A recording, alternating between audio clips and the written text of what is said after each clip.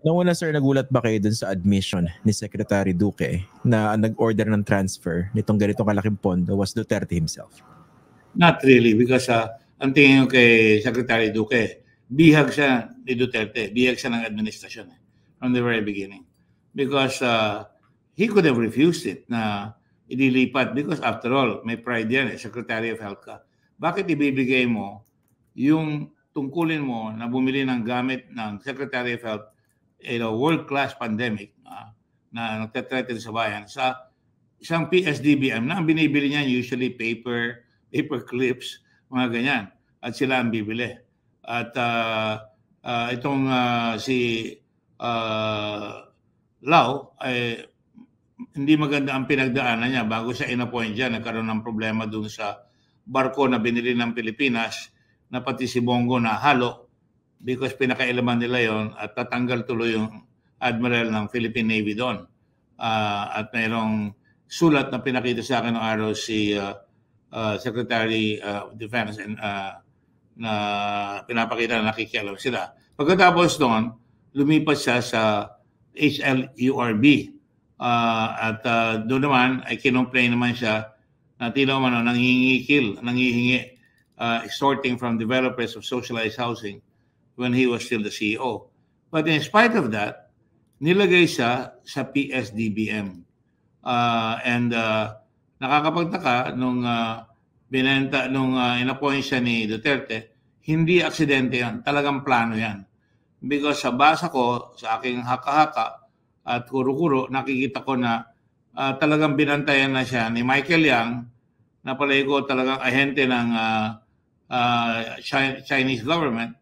Naging kaibigan niya for 19 years at nung manalo siya, dinala siya kagad sa China at nung nagbibisita siya sa China for state visits, kasama niya palagi sa state visits at talagang pinoproteksyonan niya yan.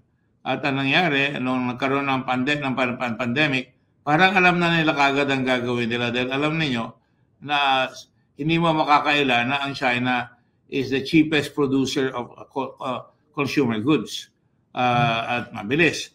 Pero ang nakakapagtaka, wala tayong nakikita na binili nilang mga goods at saka talagang wala kakayahan. Sabi mo nga, 625,000 lang ang kanilang capital. Kung mag-order ka ng bilyon-bilyon na goods na ginawa nila sa China o sa anumang bansa, hanapan ka ng letter of credit. Hinanap namin yan sa investigasyon. Wala silang maipakitang letter of credit. At ang sinabi lang talaga ni Lincoln Ong na sakristan talaga ni Michael Yang na ang nagpopondo sa kanila, nagagaransya sa kanila ay si Michael Yang. Yan rin ang sinabi nung si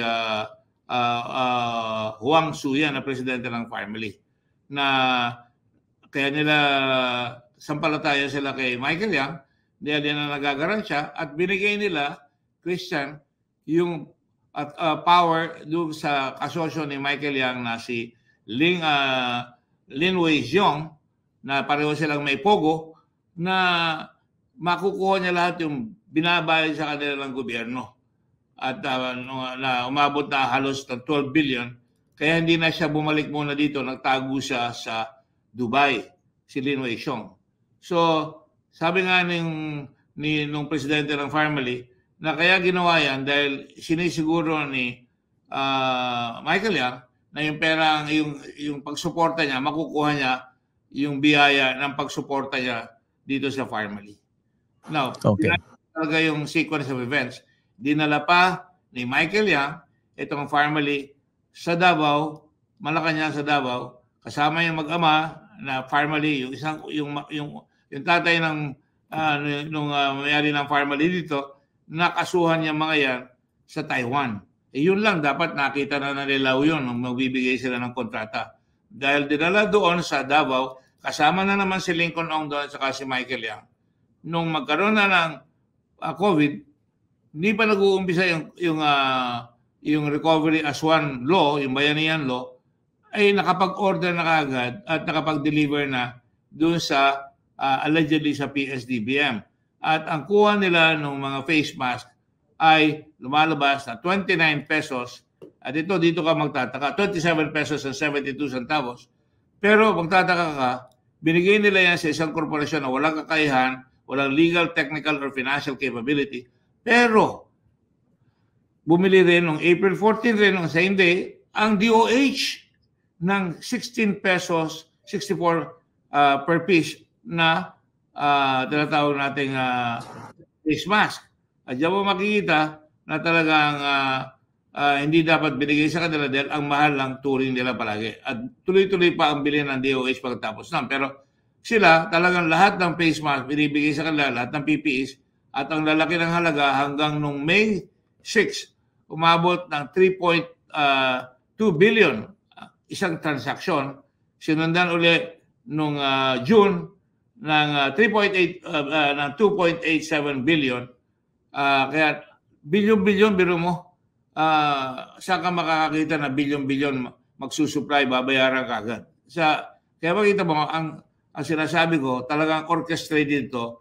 Ang enabler, ang talagang nagplano nito ay si President Duterte, kasama yung kanyang crony na ginawa niya pang financial advisor na nagbigay ng talagang lakas na katakutan ng mga katakawani sa gobyerno.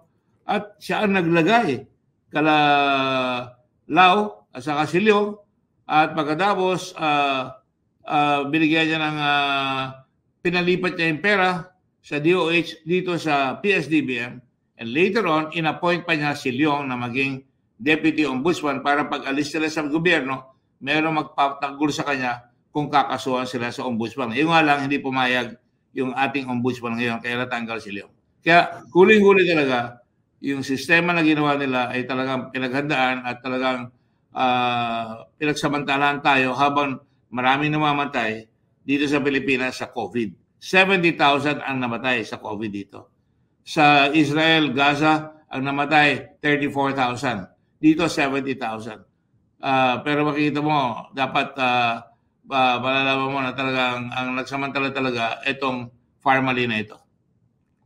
Salamat, Senator Dick, dito sa overview na binigay niyo sa mga viewers and listeners natin. That basically was the summary of the very long Blue Ribbon Committee investigation that he conducted under President. Hearings. So I appreciate that, Senator Dick, no? Pero binawi rin kasi kanina ni Duque. Sabi niya, taken out of context daw yung kanyang pag-admit, yung admission na ginawa niya. Does it even matter given the facts that you've laid out? Nag-usap nga kami ni Senate President Rilong kanina dahil tataka siya ba't binawi. Ito nga, ang sinasabi niya nga, dahil ginawa yun para nag-uugas siya ng kamay para may defense siya. Pero even kung bawiin niya yan, according to the Republic Act 31.9, pag tinanggap mo, cabinet officer ka, yung importunings ng boss mo sa gobyerno, in this case, babasahin ko yung persuading, si Duterte yan, inducing or influencing another public officer to perform an act constituting a violation of rules and regulations duly promulgated by competent authority or an offense in connection with the official duties of the latter, si Duque yun, or allowing himself to be persuaded, pumayag siya, to be induced or influenced to commit such violation of offense. Wala rin lusot eh. At saka alam na namin, sinabi na ni Duterte, meron kaming may papakita sa inyo na sinasabi ni Duterte sometime na sinasabi niya, ako ang nagsabi na nagutos, sabi ni Duterte kay Duque. Ako ang nagsabi sa kanya. I am sure there is a law which would make you exempt from bidding. Eh, hindi naman totoo yung total exemption sa bidding even in emergency because ang unang-unang rule ng bidding committee ay kailangan may legal, technical, and financial backgrounds. Eh, unang-una sinabi na nga ng ombudsman, hindi kayo, kahit na sabihin nyo, below $500,000 ang threshold noon, eh kayo nasa 625,000 kayo. Hindi pa rin pwede. Legally, infirm kayo. Bakit? May mga Chinese citizens kayo sa board ninyo, yung Pharmaly. Chinese, practically for all intents and purposes, yung Pharmaly. Kaya hindi kayo ubra. Sinabi lang in the recent decision of the ombudsman. Tapos technically, they don't produce. They're just agents. Pagkatapos financially, how can you nga, sabi ko nga, how can you order billions kung 625,000 lang? Ang kinalulungkot ko, sabi ni Duterte, One whiff of corruption, lagot kayo sa akin. Ito, ang lalaki na ng mga binayad at nagkaroon na ng eskandalo, tinira na ng COA, tinira na ng Senate. Nagagalit siya sa COA, nagagalit si Duterte sa Senado. Ibig sabihin, bukod na siya ang nagplano, siya ang enabler, siya pa ang protector. He was playing interference. Ibig sabihin, walang ginawang kasalanan niya mga yan. Pagador yan si Michael Yang. Kilala ko yan ng 19 years. Kilala niya si Michael Yang 19 years. Kilala rin namin ang record niyan. Ang binayad lang na tax niyan sa gobyerno natin ay 7,000 pesos. Yun lang ang binayad ng tax. We have the document. And yet, pinoprotection niya. And worse, he was obstructing justice. He was telling his cabinet people not to attend the hearings of the Senate. He was obstructing the COA and he was intimidating. Minumura niya kami. Gabi-gabi doon sa kanyang programa. So, sana huling isda doon sa bibig niya. Pero paano po mapapanagot si Duterte ngayon? Hindi na siya presidente, ang linaw ng pagkakalatag nyo, pero hindi naman siya sinama rin sa indictment sa ombudsman. So ano pa yung mga pwedeng gawin? Hindi pa, pwede pa. Dahil alam mo, palagi ko sinusundan ng ombudsman yung report namin eh. Ang nakalagay doon, when he is no longer president, Duterte must be charged with breach of trust or public trust, grave misconduct, and obstruction of justice. Yung ginagawa niyang pangharang, yung breach of public trust, siya ang nagpakadaan nito, siya ang nagbigay ng mga pera, pinalipat niya, saka grave misconduct, yung mga ginagawa niyang kabalbalan, dapat ma-file siya. Anybody can go up now. Ang sinasabi nila palagi, baliwala yung investigation ni Gordon ng Blue Ribbon. Hindi naman napirmahan ng lahat ng senador yan. Hindi yun ang issue. Ang issue, very important, lahat ito under oath. Nakikita nyo naman pag magte-testify, do you swear to tell the truth and nothing but the truth in this investigation, so help you God. At sa sinasabi namin, you have the right to an attorney, and if you don't have an attorney, we'll provide you the one, and anything you say or do in your testimony can be used against you in a court of law. So all you have to do is pick up the evidence, do some Blue Ribbon, and you can pursue a case against President or Citizen Duterte nowadays. Now, if Trump can become a felon in the United States, the first president that became a felon, if the president of Malaysia, if the president of Vietnam, for the same purposes of COVID, na-imbestiga yung mga bata niya, nakakulong ngayon yung mga yan, o yung 4 na presidente ng Korea na tinanggal at kinulong, o yung presidente ng Taiwan na babae pa, kinulong, siguro panahon na para maikulong natin ang presidente natin na talagang nagsamantala habang namamatay ang tao ng COVID. Speaking of pagsasamantala, according to you, may nag-point out dito sa isa po sa mga viewers natin. I remember nung kasagsagan ng COVID-19 pandemic, early on, talaga ang stricto ng pagre-require doon sa face shields. Miski marami ring nagke-question ng science behind it. Mukha bang pwede idugtong dyan yan? Kasi nga, kung gusto mong gumawa ng negosyo, gamit ang laway, kailangan i-require mo. You create a demand. Definitely. Makikita mo talaga yung hallmarks eh. If you follow it, the circumstantial connection, the background, bigla niyang in-appoint to si Lalao na talagang hindi karapat-dapat. Tapos in-appoint niya sa ombudsman. 6 na buwan lang halos yung si Lalao dyan eh. Siniguro niya na maaalis na siya, nilagay niya si Leong. 3 yan eh. Si Anderson Lo yung isa. Although, in fairness sa Anderson Lo, hindi siya kasama rito. Siya ang ombudsman sa Mindanao na marami ring issue sa public works doon. Pero dito, in-appoint niya sa Manila, sa buong Pilipinas, Deputy Ombudsman si Leong. Kaya pinatanggal naman kaagad ng ombudsman ngayon dahil how can he have a Deputy Ombudsman who's involved in these kinds of shenanigans? Bukod kay Duterte, sir, paano mahahabol, for instance, itong katulad ni Michael Yang? At saka meron pa bang ibang personalities dito na mukhang nakakalimutan tayo? Nga eh.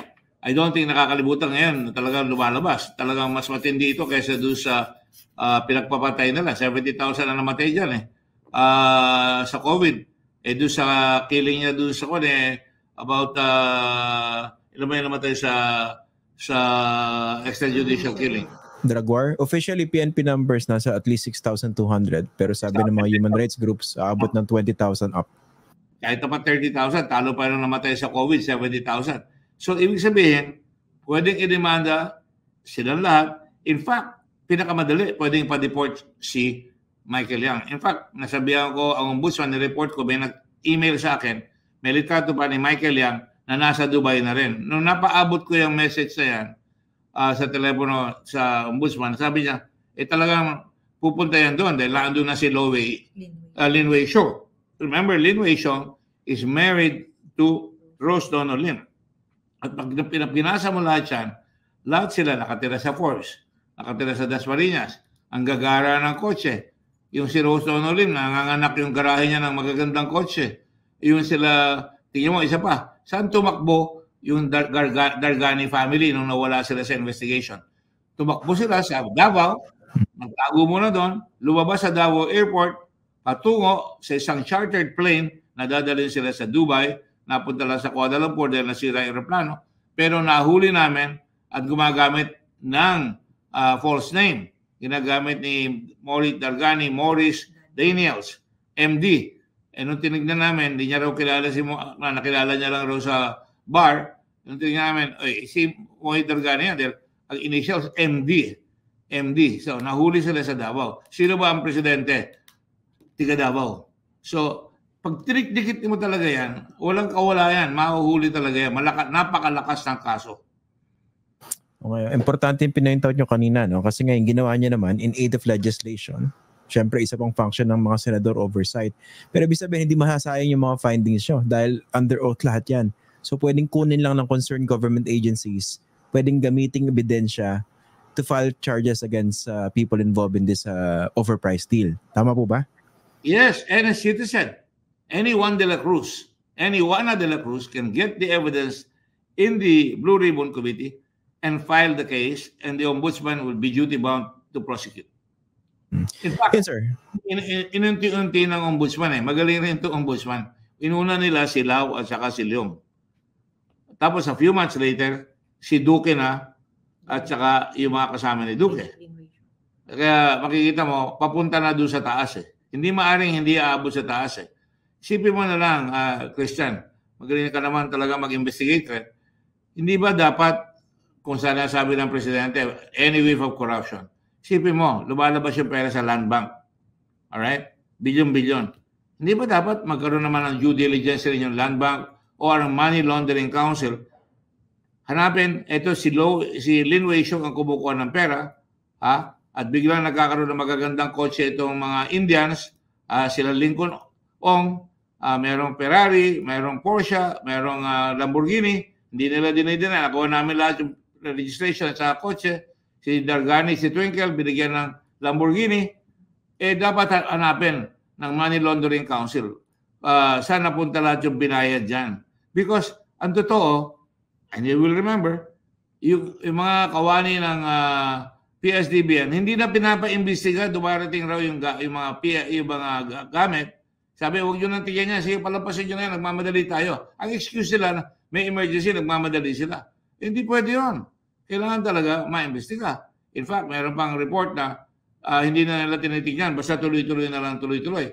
Ang maganda nito, yung inimbestiga ng ombudsman, itong mga taong ito, walang dumating doon sa ilang hospital sa Mindanao na gamit na PPEs at saka face mask.